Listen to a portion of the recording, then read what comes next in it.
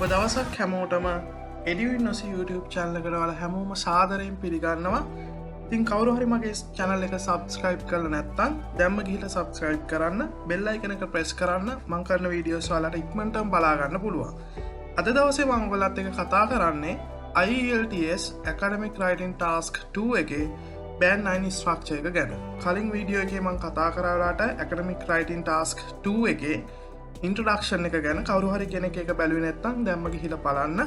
ඉතින් අද දවසේ මම ඔයගලන්ට හඳුන්වා දෙනවා Academic Writing Task 2 එකට අදාළ මම කලින් සතියේ කතා කරා එක එක වර්ගයේ essays මොනවද එන්නේ කියලා ඔයාලට.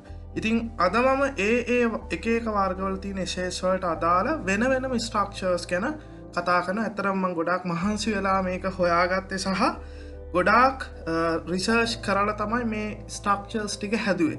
ඉතින් අනිවාර්යෙන්ම ඔයගලන්ට මේක ලොකු වැදගත්කමක් වෙයි ඔයාලගේ රයිටින් ටාස්ක් එක කම්ප්ලීට් කරගන්න. ඉතින් මෙන්න මේ තියෙන්නේ ඔයගලන්ට කොමන්ලි දකින්න තියෙන ස්ට්‍රක්චර් එක රයිටින් ටාස්ක් 2 එකට. ඉතින් මේකෙදි ප්‍රධාන වශයෙන් කොටස් 4කට අපි බෙදනවා. රයිටින් ටාස්ක් 2 එකේ ආන්සර් එක ඔයගලන්ගේ එසේ එකක ආන්සර් ස්ට්‍රක්චර් එක, ඉන්ට්‍රොඩක්ෂන් එක, බොඩි පැරග්‍රාෆ් දෙකක් සහ කන්ක්ලූෂන් එකක් විදිහට මම ඒක මේ වම් පැත්තේ දාලා තිනවා ඔයගලන්ට introduction, supportive paragraph 1, supportive paragraph 2, conclusion කියලා ප්‍රධාන කොටස් 4කට බෙදලා. ඉතින් ඉන්ට්‍රොඩක්ෂන් එක ගැන කතා කරොත් ඉන්ට්‍රොඩක්ෂන් එකේ පළවෙනියටම තියෙන බොක්ස් එක ඇතුලේ පේනවා ඔයගලන්ට පැරෆ්‍රේස් ටාස්ක් කියලා එකක්. ඉතින් ඒකෙන් අදහස් කරන්නේ ස්ටේට්මන්ට් එක. ඔයගලන්ට අහන ඒ අදාළ ඕනම වර්ගයක එසේ එකක ස්ටේට්මන්ට් එක පැරෆ්‍රේස් කරන්න තමයි තියෙන්නේ. ඊට පස්සේ ඔපීනියන් එසේ එකකට අදාළව තමයි සාමාන්‍ය මේ ස්ට්‍රක්චර් එක මම ඕවරෝල් ස්ට්‍රක්චර් එකක් විදිහට දීලා තියෙන්නේ. හැබැයි එක එක වර්ගවල ස්ට්‍රක්චර්ස් වෙන වෙනම ඉස්සරහට කතා කරනවා. ඉතින් මේ පළවෙනි ඉන්ට්‍රොඩක්ෂන් එක පැරෆ්‍රේස් ටාස්ක්, ස්ටේට් ඔපීනියන්, එසේ ඕවි විදිහට ප්‍රධාන කොටස් 3කට බෙදනවා. ප්‍රධාන බොඩි පැරග්‍රාෆ්ස් දෙකක් තියෙනවා. එකට අපි සපෝටිව් පැරග්‍රාෆ්ස් කියලා කියනවා. ඉතින් ඒකේ ප්‍රධාන කොටස් 4ක් මෙතන මෙන්ෂන් කරලා තියෙනවා.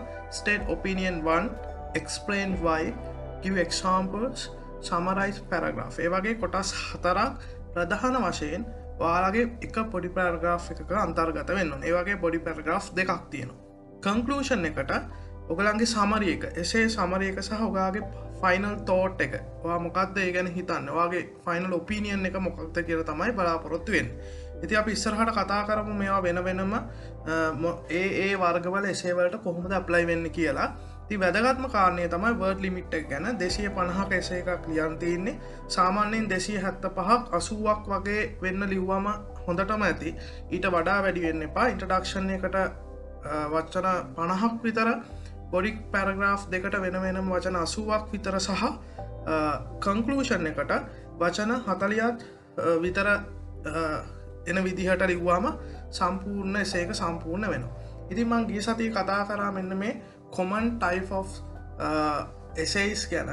ඉතින් මේ essays වර්ග පහ තමයි ප්‍රධාන වශයෙන් ඔයගලන්ට IELTS Academic Writing Task 2 එකට එන්නේ.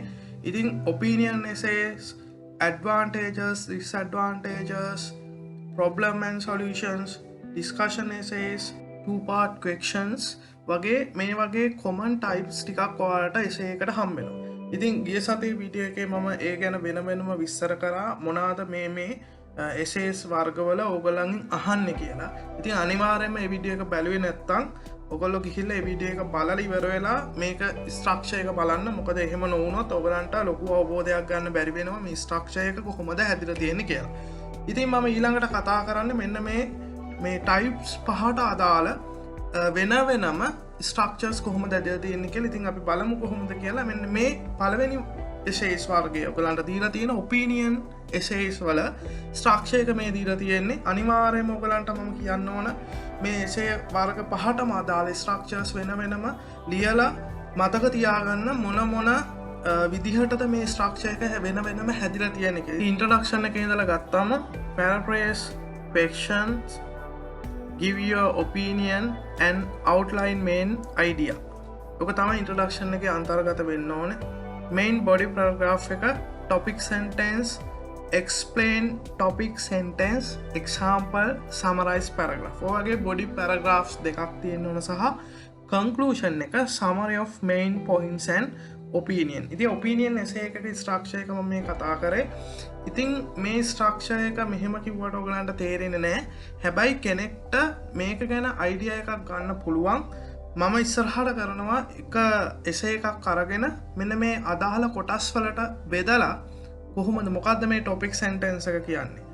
කොහොමද topic sentence එක explain කරන්නේ? සහ examples කොහොමද දාන්නේ? summarize කරන්නේ කොහොමද කියලා mainly මේ introduction, body paragraph, conclusion කියන තුනට අදාළව වෙන වෙනම ඔයගලන්ට අවබෝධයක් ගන්න පුළුවන් විදියට. ඉතින් ඉස්සරහට ඒක බලමු. දැනට මේ structure එක මොන විදිහට හැදිලා තියෙන්නේ කියලා ඔළුවට idea එකක් අරගෙන අනිවාර්යයෙන් මේ structure එක follow කරන්න ඔය essay ලියනකොට. ඉතින් ඊළඟට මම කතා කරන්නේ දෙවෙනි type එක ගැන, advantages and disadvantages ගැන. introduction එකට paraphrase question නැත්නම් paraphrase කරන්න තියෙන statement එක, outline main points introduction එකට, body paragraph එකට state two advantages පළවෙනි body paragraph එකට, explain first advantage, explain second advantage, summarize the paragraph. පළවෙනි body paragraph එක ඉවරයි. දෙවෙනි body paragraph එකට state two disadvantages, explain first disadvantage, state second disadvantage, summarize paragraph. තරස් දෙවැනි body paragraph එක එතනින් ඉවර වෙන. conclusion එකට summary of main points. ඉතින් මේ විදිහට තමයි ඔයාගේ මේ advantages and disadvantages වල essay එකක් ආවොත් question එකට අදාළ answer එක ලියන්න තියෙන structure එක තියෙනවා. ඉතින් මේකෙන් පිට ලියන්න යන්න එපා. මොකද ගොඩක් ලකුණු අඩු වෙනවා මේකෙන් පිට ලිව්වොත්. ඇත්තටම මේ structure එක අනිවාර්යයෙන්ම follow කරන්න. මොකද මේක තමයි හරිම structure එක ඔයාලට ලකුණු වැඩිපුර ගන්න පුළුවන්. ඉතින් මේ විදිහට practice කරන්න. advantages disadvantages ගැන ලියන්න essay එකක් ඔයගලන්ට ලැබුණා. ඉතින් තුන්වෙනි කාරණේ විදිහට මම කතා කරන්නේ ඔයගලන්ට problem and solution essays ගැන. ඉතින් මේ තුන්වෙනි type එක. ඉතින් මේකේ introduction එක paraphrase question, outline statement. අර කලින් වගේම advantages disadvantages වල වගේදීම question එක paraphrase කරන්න ඕන. ඒ විදිහටම synonyms දාලා ලියන්න ඕන. වාක්‍ය රටාව වෙනස් කරලා ලියන්න ඕන paraphrase කියන එක. ඒක මම ඉස්සරහට කතා කරන්න. main body paragraph එක විදිහට state problems. පළවෙනි body paragraph එක ඇතුලේ explain first problem, explain second problem, examples of problems. එක පළවෙනි problem එකට example එකක් සහ දෙවෙනි problem එකට example එකක් දෙන්න පුළුවන් නම් හොඳයි. ඊට පස්සේ දෙවෙනි body paragraph එකේ එකට අදාළ solutions ගැන කතා කරන්නේ. state solutions, explain first solution, explain second solution, example of second solution කියලා මෙතන තියෙනවා. දෙකටම අදාළ solutions දෙන්න පුළුවන් නම් ගොඩක් හොඳයි. ඉතින් conclusion එකේදී මේ දෙක ගැනම body paragraph දෙක ගැනම summary එකක් ඔයා දෙන්න ඕන. ඒකට අදාළව මොනවාද problems සහ ඒකට තීච්ච solutions මොනවාද, bestම solution එක මොකක්ද කියලා අවසානයේදී ඔයා කියන්න ඕන. ඉතින් හතරවෙනි type එක විදිහට මම ඔයගලත් එක්ක කතා කරන්නේ ඊළඟට මෙන්න මේ තියෙන discuss both views questions. මේක discussion essays කියලා අපි හඳුන්වනවා. ඒකේ introduction එක විදිහට ප්‍රධාන කොටස් තුනක් මම මෙතන දාලා තියෙනවා. paraphrase question, අර කලින් වගේම thesis statement. thesis statement කියලා මෙතන වචනයක් තියෙනවා. අපි ඉස්සරහට බලමු මොකක්ද කියලා. outline sentence. ප්‍රධාන කොටස් තුනක් තියෙනවා එතන introduction එකේ. ඊට පස්සේ main body paragraph. main body paragraph එක state first viewpoint, discuss first viewpoint, තුන්වෙනි කාරණේ විදියට reason why you agree or disagree with viewpoints.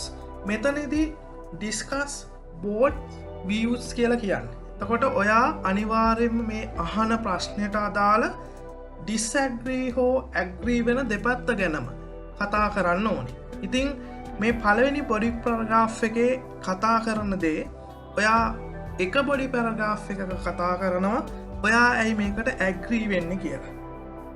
ඊළඟට සෙකන්ඩ් බොඩි පැරග්‍රාෆ් එකවා කතා කරනවා ඇයිවා මේකට ඩිස්අග්‍රී වෙන්න කියලා. ඒක තමයි මේ පළවෙනි බොඩි පැරග්‍රාෆ් එකේ වාට කියනවා reason why you agree or disagree with viewpoint, examples to support your view. Example එකක් අනිවාර්යෙන්ම දෙන්න ඕනේ. එකක් හෝ දෙකක් දුන්නත් කමක් නෑ. සෙකන්ඩ් බොඩි පැරග්‍රාෆ් එක වාට පේනවා තුන්වෙනි කාරණය reason why you agree or disagree with viewpoint. ඒ කියන්නේ කලින් එකේදීවා agree වුණේ එකට viewpoints දුන්නා නම් දෙවනි බොඩි පැරග්‍රාෆ් එක වා ඇයි disagree වෙන්නේ කියලා viewpoints දෙනවා. conclusion එක තියෙන්නේ summary කරන්න state which one is better or more important. කියන්නේ ඔයා ඇග්‍රී වෙන පැති වැඩි නම් ඒක ගැන සමරයිස් කරන්න තියෙන. අවසාන වශයෙන් මම ඔයගලන්ට කතා කරනවා two part questions ගැන. සාමාන්‍යයෙන් මේකදී ස්ටේට්මන්ට් එකක් දීලා ප්‍රශ්න එකක් දෙකක් තුනකුත් අහන්න පුළුවන් සමහරක් අවස්ථාවලදී. ඉතින් ඉන්ට්‍රොඩක්ෂන් එකේ විදිහට paraphrase question එක paraphrase කරන්න තියෙන්නේ outline statement mention both questions. ප්‍රශ්න දෙක ගැනම ඉන්ට්‍රොඩක්ෂන් එකේ අන්තර්ගත වෙන්න ඕන අනිවාර්යෙන්. මොකද ප්‍රශ්නේ බලන්නේ නෑ සාමාන්‍යයෙන් එසේ එකක් කියනකොට එසේ එක තමයි බලන්නේ. ඉතින් එසේ එකේ ඉන්ට්‍රොඩක්ෂන් එකෙන් අඳුර ගන්න ඕන මොකක්ද මේ අහලා තියෙන්නේ කියලා. ඉතින් මේන් බොඩි පැරග්‍රාෆ් විදිහට answer question directly. ඒතර පළවෙනි question එකට වාගේ direct answer එක තියෙන්න ඕන. explain why. ඇයි ඒ answer එක වා දුන්නේ කියන එක. further explanation. explain කරන්න ඕන යා. ඇයි මේ විදිහට ආන්ස එකක් දුන්නේ එක්සාම්පල්ස් එක. ඉතින් දෙවනි බොඩි පැරග්‍රාෆ් එකේ ඔයාට සෙකන්ඩ් ආන්ස එකක් දෙන්න තියෙනවා. ඒක ඩිරෙක්ට්ලි ආන්ස එක දෙන්න ඕනේ. ඇයි ඒකට හේතුව කියලා දෙන්න ඕන. ෆර්දර් එක්ස්ප්ලනේෂන් එකක් තියෙන්න ඕන සහ එක්ස්ප්ලේන් කරන්න ඕන තවදුරටත් ඔයාගේ එක්සාම්පල්ස් එක්ක. ඉතින් එක්සාම්පල්ස් ඉතාම වැදගත් මෙතනදී. ඉතින් කන්ක්ලූෂන් එකේදී ඒ ආන්සර්ස් දෙක සමරයිස් කරන්න ඔයාට තියෙනවා. ඉතින් මේකත් ඉතාම වැදගත් ප්‍රශ්න වර්ගයක්. නිසා අනිවාර්යයෙන්ම ඔයා මේ ප්‍රශ්න වර්ගය ගැනත් අවධානය යොමු කරන්න. ඉතින් අවසාන වශයෙන් මම ඔයගලන්ට කියන්න තියෙන්නේ අනිවාර්යයෙන්ම මේ ස්ට්‍රක්චර්ස් පහම ෆලෝ කරන්න. මතක නැති වෙනවා නම් ලියලා ඒක පාඩම් කරගෙන හරි මතක තියාගන්න. ඉතාම වැදගත් IELTS writing task 2 එකට. මොකද IELTS writing එකේ task 2 එකෙන් ලකුණු ගන්න ටිකක් අමාරුයි. ඉතින් ඒ නිසා මේ ස්ට්‍රක්චර්ස් හරියට ෆලෝ කරොත් ඔයාට ලකුණු ටික ගොඩ දා ගන්න පුළුවන්. ඒ නිසා මම ඔයගලන්ට කියනවා අනිවාර්යයෙන්ම මේ ස්ට්‍රක්චර්ස් ෆලෝ කරන්න කියලා. ඉතින් අද දවසේ වීඩියෝ එකත් ඔයගලන්ට ලොකු උදව්වක් වෙන්න ඇති කියලා මම හිතනවා. ඉතින් මාත් එක්ක දිගටම එකතු වෙලා ඉන්න. මගේ channel එක තාමත් subscribe කරලා නැත්නම් ගිහලා subscribe කරලා bell icon එක press කරන්න. මම ඉස්සරහට කරන වීඩියෝස් ඔයගලන්ට ඉක්මනටම බලා ගන්න පුළුවන්. ඒ වගේම තමයි මම අනිවාර්යයෙන්ම ඊළඟ වීඩියෝ එකෙන් ඔයගලන්ට එකතු වෙන්නේ writing task 1 එකේ question එකක් කොහොමද හරි විදිහට ලියා ගන්න කියලා examples එක්ක. ඉතින් මම අදට මෙතනින් නවත්තන්නම්. හැමෝටම සුබ දවසක් කියලා ප්‍රාර්ථනා කරනවා.